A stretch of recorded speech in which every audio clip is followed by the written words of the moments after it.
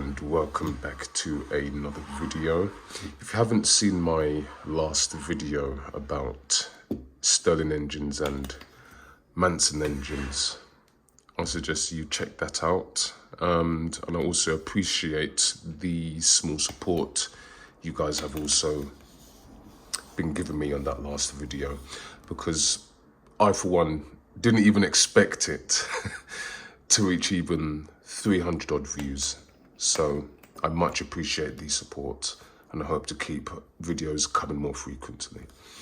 So what do we have here today? So this has a few names. Formerly, this is known as a vacuum engine, or informally or affectionately, these machines are known as flame lickers, flame eaters, or flame suction machines. Why are they called flame suction machines? Well, there's a huge difference between these kind of engines and classical internal combustion engines, such as this at the back. Now, I wish I could demonstrate those engines, but unfortunately, I still need to get replacement ignition modules on those ones, so it won't be really practical testing them. Just put that there before I cause any scratches to the lamp. So, there's a big difference between an internal combustion engine and a vacuum engine.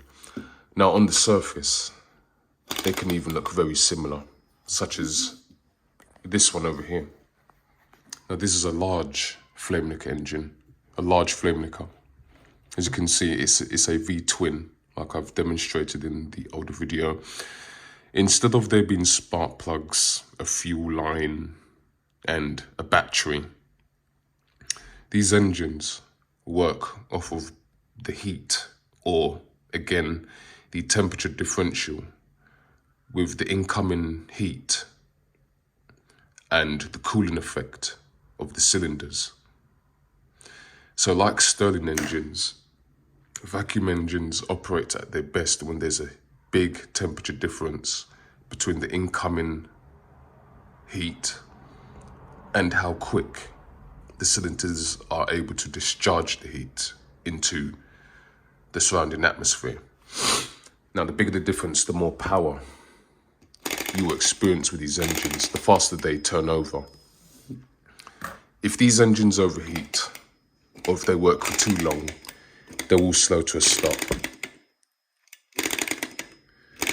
Now, how efficient are they compared to Stirling engines? Well, I don't have the real mathematical figures, but it's known for flame licker engines to be less efficient than even Stirling engines. Stirling engines still find their use in today's age, such as in submarines, power generations, any niche application, probably even in space where NASA has been experimenting with Stirling engines. So they still have their real use cases, whereas vacuum engines have pretty much been obsolete. The days steam engines have improved in power, and internal combustion engines have just completely finished them off when they came around in the late 1800s. So the vacuum engine is just a curiosity piece. It's honestly just a curiosity piece. How do they work? How do they actually work? Well, you have your burner, which is just a standard burner. It takes, like Stirling engines, it takes methylated spirits. And the prime difference between a Stirling engine and a vacuum engine is that you don't have a hot bulb to heat up like you would on a Manson or a Stirling engine.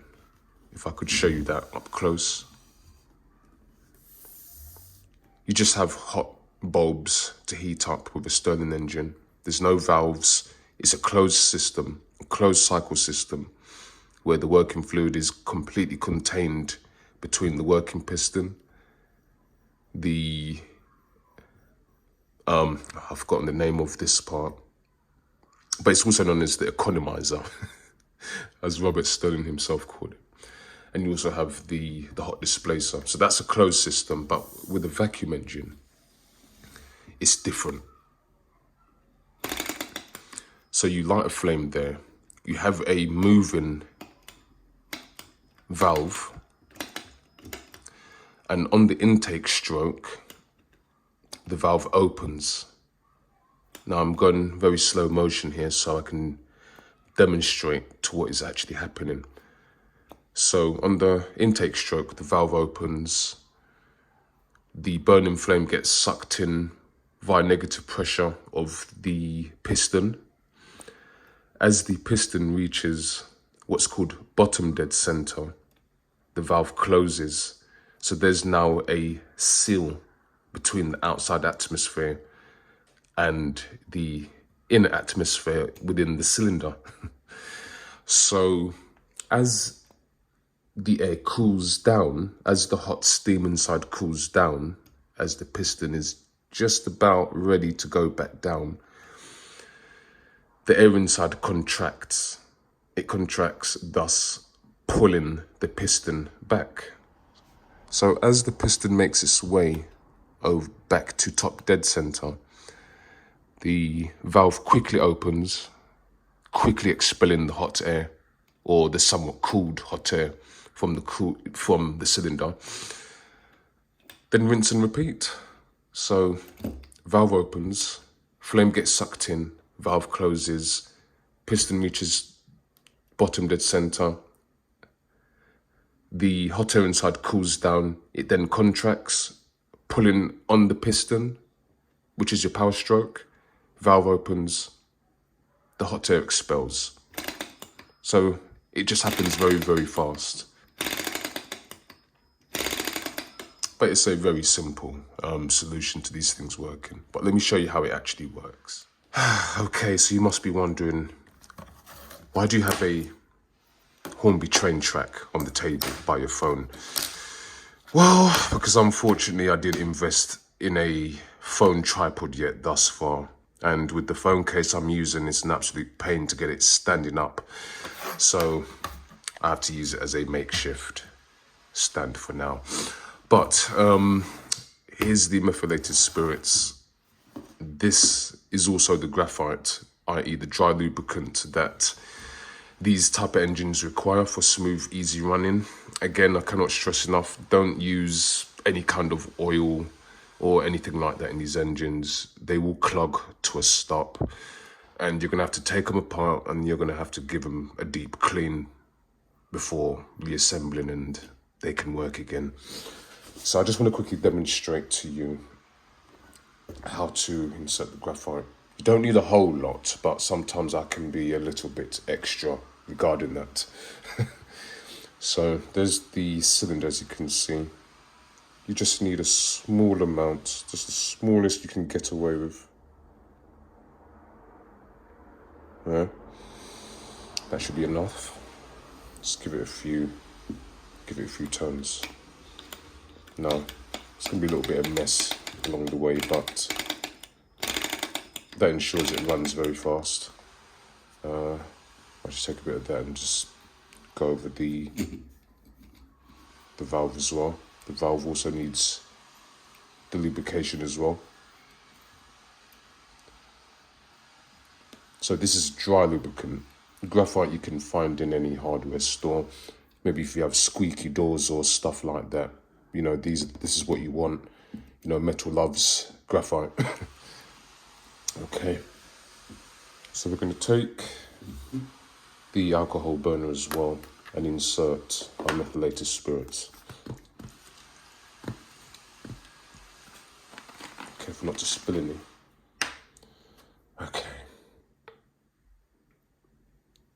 So don't fill it all the way to the top because fuels need to expand as they heat up. And if you overfill an alcohol burner, alcohol burns a little bit unpredictable as it warms up. You don't want it to start raging uncontrollably. So you don't want to overdo it with the filling up of the fuel. Let's move that out of the way. And I think we're ready to go now. Let me just grab my lighter.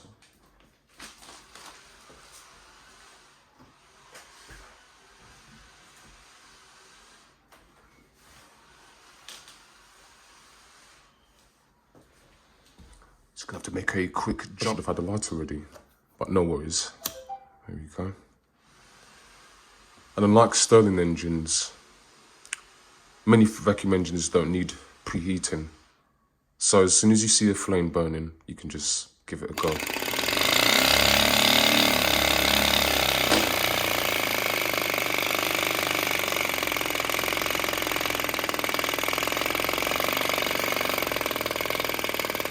So let it quickly warm up.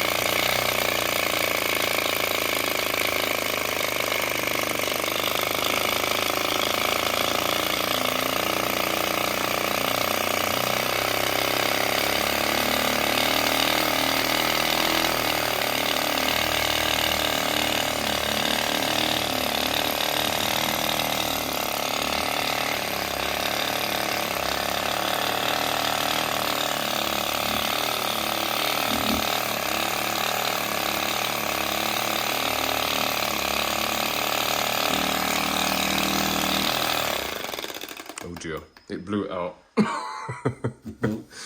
But as you can see, she runs like the wind. Let's give that another go.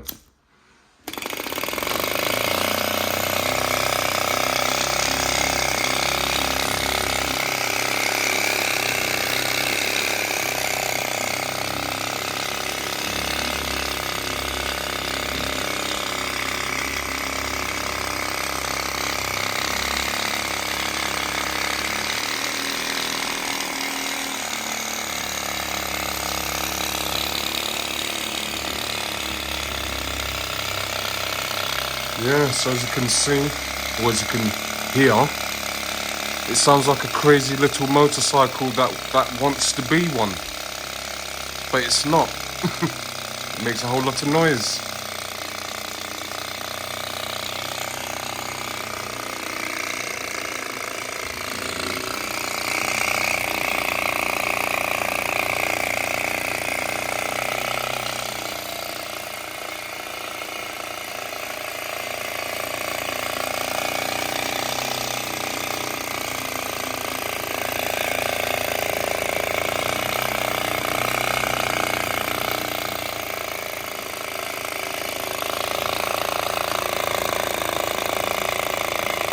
So as you notice, as it warms up, whilst it's still maintaining a very decent speed, it will eventually slow down as it overheats.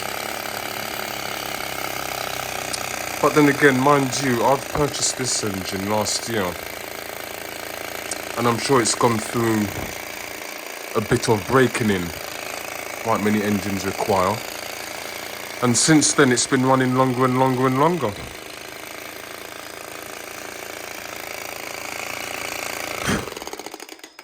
Okay. So if there's any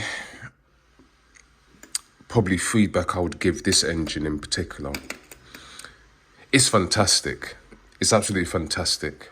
It runs at a very steady pace as you start it, at least during the beginning.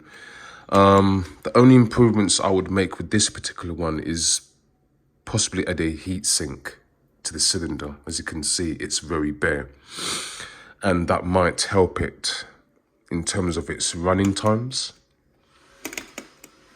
Now, obviously, so far I haven't demonstrated the engine stopping on its own, but maybe because my one's already been running for a little second. But if anyone wants to buy this particular engine, it's fantastic. It's the cheapest flame liquor you can buy if you're into model engines. If you are hands-on, if you ever find the time to, I would suggest try modding a small metal heatsink onto the cylinder to increase running times if running times is like the goal with your engines. But otherwise, out of the box, it's absolutely fascinating, you know, and it makes a great display piece like any other engines if this is the kind of hobby you're interested in, and I would highly recommend it. I personally didn't buy this one off from Engine DIY, but they do sell the very same one in the link down in the description. I will drop a link for that and you can go check that out. Also check out Engine DIY as a whole. They're a fantastic website. They have awesome customer services and they will get back to you in short order if you have any questions or queries. So let's give this another run quickly before I wrap things up.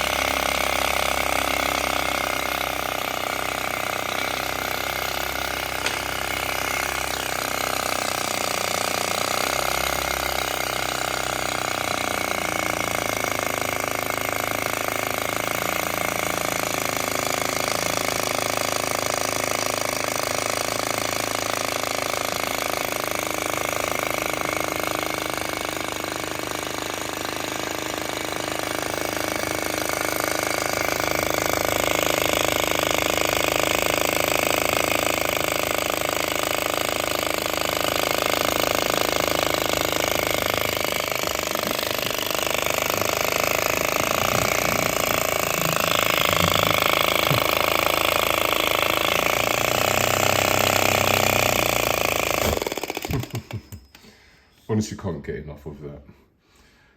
But again, as always, I really appreciate your support. And if you haven't already, click that subscribe button, click the bell notification icon so you can be informed of when a new video comes down. I hope to have another one out in the week. So I apologize for anyone who was anticipating the video sooner rather than what I've managed to get out. But as always, I appreciate it and I shall see you in the next video with this. Have a good one, guys. Thank you very much.